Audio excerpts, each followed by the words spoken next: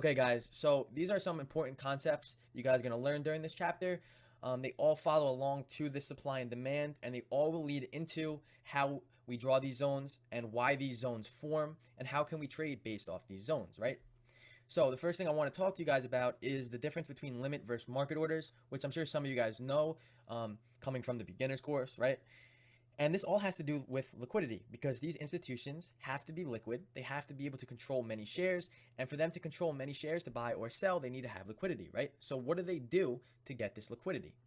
So, the first thing we're going to talk about is a limit order, right? And limit orders are considered passive orders. And now, why are they considered passive orders? Is because when you put a limit order out to buy or sell a stock, you're putting an order out only if the stock comes to the price you specified or better. So you want to buy, let's say, Apple at $200 while Apple's trading at $220. You can put a buy limit order at $200. And if Apple comes to that price of, let's say, $200, you'll get filled at $200 or better. So it's a passive order because you're basically fishing. Your limit can be set at the price and it can be left there until that price has been reached. So this is considered a historic order because some orders are going to be left over which were never filled or executed because they're still out there. The fishing line is still out there. They're all unfilled orders waiting to be filled. This is how institutions trade. They use these limit orders. They have these orders at a specific price and they wait for the stock. They don't do anything. All they do is wait for the stock to re-enter this level and those limit orders will get filled. All unfilled orders will also be filled, right? So this is opposite to market orders. And market orders are aggressive orders because if you market order in a stock, buy or sell, you're getting filled right now. You don't care about the price and you're just eager to get in on the offer if you're looking to buy, right? You see a stock running up, you market order in, right? You're buying, let's say, you're buying from someone who is selling. That's what I mean when I'm talking about these institutions making price rally up into their sell orders, right? So if you were to market order in, you're getting filled right now. It's an aggressive order. They're current orders and they can't be left or seen on the order book. What market orders are is they provide liquidity for limit orders. For a limit order to get filled, you can get filled from a market order, right? You have a market order at, or you have a limit order at $200. Apple is approaching $200 slowly. I market order in. I get in on the ask at $200, providing a fill from a previous unfilled limit order, right? You could think of these market orders as a fish biting the bait. And we can use this fish biting the bait as us, as retail traders. We're the little fish swimming in the water biting the bait. We're biting the fishing line like these institutions are, right? These institutions are the fishermen with their fishing line in the water, with their limit orders. And us retail traders normally are the fish market ordering in and biting their bait. So I'm going to illustrate what I mean by historic orders and current orders, right? So here's a picture of Amazon's chart during this supply imbalance, right? I'm not gonna get into what considers this a supply imbalance, right? But this is a supply imbalance. As you guys can see, price dropped, right? So we have historic orders here because there are unfilled orders which cause the price of the stock to come down. So there's still limit orders here, historic orders, the fishing line, right? The institutions, they're still waiting here with their orders until price comes and re-enters this area of the box. Those limit orders are going to remain untouched and unfilled. So when price does come into this box, you're going to have people market ordering in because they want to get on the long side, right? They're providing liquidity for those limit orders, those historic orders that are still sitting there. Even if it's 3 days, even if it's a week ago, you'll still have historic limit orders sitting there.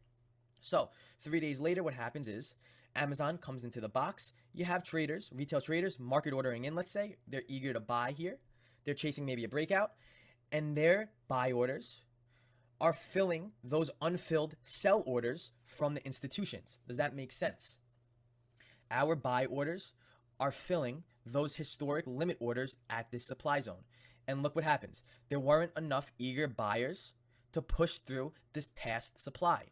There wasn't enough eager buyers to push through those remaining sell limit orders that were unfilled at this current price, right? So let's talk about market structure. And when I'm talking about market structure, we have two main players of the market that I want to talk about. We have retail and we have institutions. So retail traders are struggling traders. And retail is not as profitable as institutions are, right? Institutions make money from retail. I truly believe if there wasn't retail traders, these institutions wouldn't have enough liquidity for them to make the money that they do. So institutions are extremely profitable because they make money from retail.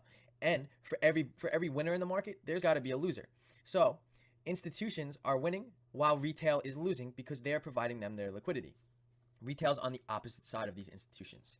So, in order to become successful, we have to think and trade like institutions. That's the main part of the strategy, of the supply and demand trading strategy, is we have to think and trade like the institutions. Money is made from the institutions, taking it away from retail traders, like I said.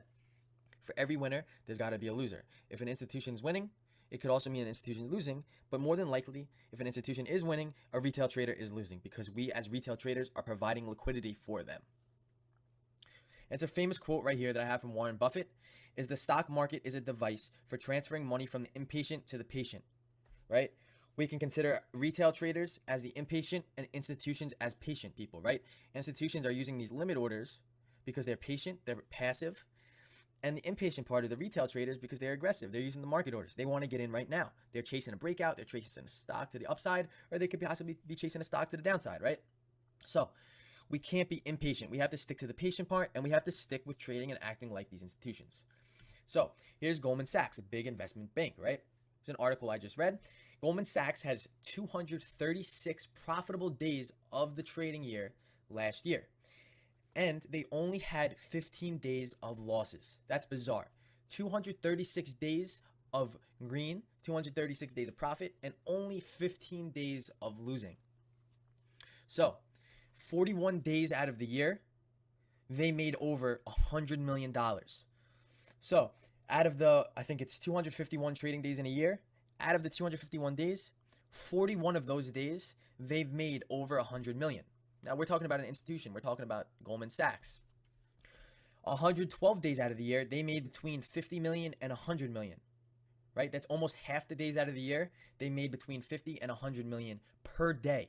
Now this is on a per day basis, and they only lost 15 days out of the whole year. They made 18.1 billion that year, and only 15 days are losers. So we have to trade and act like an institution if we want to see results, not money-wise, but profitability-wise, right? I'm not talking about making millions of dollars here. I'm talking about having these profitable days. We want to trade with these institutions if they're making this kind of money and if they're profitable 236 days out of the year. We want to trade and act like an institution. So you're going to ask yourselves, how can we trade like an institution? Well, we have to first find out where supply and demand imbalances are, and you can see this from a price chart. You're going to be able to find these historic unfilled orders at this level, and we trade based off these unfilled orders. And it's important that we don't want to think conventionally. Everything we have learned, everything that we have seen over the years, let's say we have to just put away. This is a trading strategy where we don't look at indicators. We do look at candlestick patterns. We do look at chart patterns, but indicators are thrown out of the window with this strategy. I don't think institutions are looking at if the 9 EMA is crossing above VWAP, right? Institutions have way more things to look at. They have way more tools that us as retail traders don't even have access to. So I don't think it's safe to think conventionally. We shouldn't be buying where you should be selling, right? Or no, we should be buying where we should be selling. Does that make sense? And what's important also is that you guys should know who is on the other side of your trade. Who is buying from you, right? Who is selling from you? If you're buying, if you think it's a good idea to buy right now, then someone on the opposite side of the spectrum has to be saying, oh, I think this is a good time to sell, right? Because every buyer, there's a seller. And we're going to talk about market versus wholesale prices. And to become profitable with this trading strategy, we're going to be able to place orders where institutions are trading from, and we're profiting from these areas by acting and trading like an institution, right? So this is what I mean by stop thinking conventionally, right? Buying where you should be selling. Would you buy, if you didn't know this was the demand zone and you guys didn't learn anything about supply and demand, so let's say this green box here wasn't here and you didn't see this big white demand here, would you buy the stock down here, right? Yet you could tell yourself four things, right? No, price is coming down. I'm not going to buy down here, right? No, price is making lower lows and lower highs, so it's in a downtrend, right? Why would I buy a stock after a big crash down? That's bad. And it's possible maybe the stock released bad earnings. So you have four main reasons that are telling you not to sell or not to buy, right? I would never buy if a stock was crashing if I didn't know the supply and demand basics, right? So this is important to stop thinking conventionally. We're in a demand zone here, right? So you're going to see what happens to price. So think about it like this. This is a good example. Would you buy the car if it was on sale at this price? So you have a car and the price of the car is coming down, right? The price is on sale. It's at a discounted price. Would you buy the car down here? Yes, because the car's on sale. Yes, because I can buy at a wholesale price. So demand equals wholesale. That's important for you guys to understand. Demand, if you're buying at demand, you're buying at a wholesale price.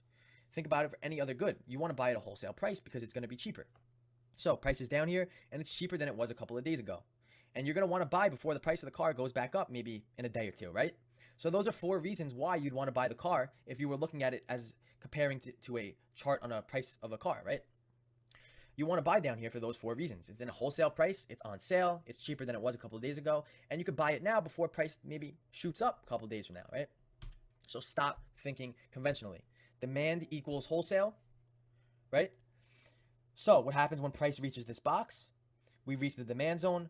The buyers step in, right? You're supposed to be buying down here in demand. People are selling here. This is where the conventional thinking needs to go out the window. When you see price crashing, right? You're looking to sell. You want to make money when the stock is coming down, or you want to sell your long position. So people are selling down here, right? Retail traders are selling down here, providing liquidity for these unfilled orders at this demand level. And look what happens to price. Price shoots right up, right? So this is the demand equals wholesale equation. Now this is the same thing. When we're talking about supply, we're talking about market price. So would you want to be buying at the market price? Would you want to buy something at a price that everyone's buying at? No, I want to be selling because I know there's going to be liquidity there for someone to buy from what I'm looking to sell, right? And at demand, I'm looking to buy from someone who is looking to sell. And at supply, I'm looking to sell from someone who is looking to buy. I confused that right there. So I don't want to buy at supply. I want to sell at market price. And then you have demand, which is wholesale. And this is why price changes directions. The supply and demand imbalance. Price moves from an origin after a big imbalance between the supply and demand equation. So how do we trade off it? Once price reaches that imbalance, the next time, if there are not enough buyers or sellers to push through all those unfilled historic orders at that level, price is going to reject or bounce from that imbalance. So what's key here is that we don't try to predict where an imbalance will start. We simply trade once price re-enters this imbalanced zone, right? So we're not trying to predict where this imbalance is. We're just trading once price re-enters it the second time, right? So I'm going to go back. So we have a supply zone up here, right? Look what happens when price enters the supply zone, right? You have retail traders buying, let's say maybe a breakout. So what they do is they market order in, they're eager to get in, they buy, but their buy orders are getting filled from previous institution sell orders. All unfilled orders which cause this origin price to come down are still sitting up here. So once price re-enters the supply zone, if there are not enough buy orders to push through those unfilled orders, price is going to reject, and the supply zone is going to be a valid supply zone. Same thing for demand. Right here, we have an origin of demand, right? We have a consolidation candle here, followed by a price up. So this is a valid demand zone. Look what happens. So price does move up after this origin location. We still have unfilled orders here, right? Limit orders from these institutions. All these unfilled orders that are sitting here, we wait for price to re-enter this demand zone, and people are selling down here. But who are they selling to? They're selling to the unfilled orders, which caused this price to move up in the first place. And obviously, sellers weren't able to take control, and those unfilled orders caused price to eventually move back up, right? So this is what causes price to change directions. So what we do is we buy in demand because we're buying at a wholesale price, and we're selling in supply, which is market price. Does that make sense to you guys? I don't want to buy at market price. I would rather buy at wholesale. And I don't want to sell at wholesale. I want to sell at market price. So what the amateur retail trader does, and this is where it comes back into stop thinking conventionally, what they do is they buy in supply and they sell in demand. It has to be the opposite way around in the strategy. You have to get used to buying when a stock is coming down, and you have to get used to selling when the stock is coming up if you know the origin of these zones and what causes price to change directions. We have to stop being retail, or stop trading how normal retail traders trade. We have to trade around them, and we have to let retail traders provide us the liquidity we need. We should be selling where they're buying, and we should be buying where they're selling, just like institutions do, and just like how institutions profit, right? So when price rallies, retail traders don't want to miss out, and they buy in areas where institutions are selling. They see price. Let me get the pen here. They see price coming up. They're like, I want to get in the stock. They buy in, and they're buying into these institutions' unfilled orders. The unfilled orders are all here because this is what caused the price of the stock to drop in the past, right? Let me just remove this here. So when price drops, retail is selling, and they're selling in areas where the institutions are buying. So this is a demand zone. We know this is a demand zone because price came up, and we have an imbalance of demand. Demand exceeded supply here. So all unfilled orders of these institutions that did not get filled here are still going to be on the order book. The fishing line is still going to be in the water, waiting for retail traders to sell into these orders, right? We provide the liquidity for the large institutions' buy or sell orders. We're the bait fish swimming around the fishing line of the institutions. So for us to profit with this strategy, we have to think like institutions and buy where institutions are buying and where they bought in the past.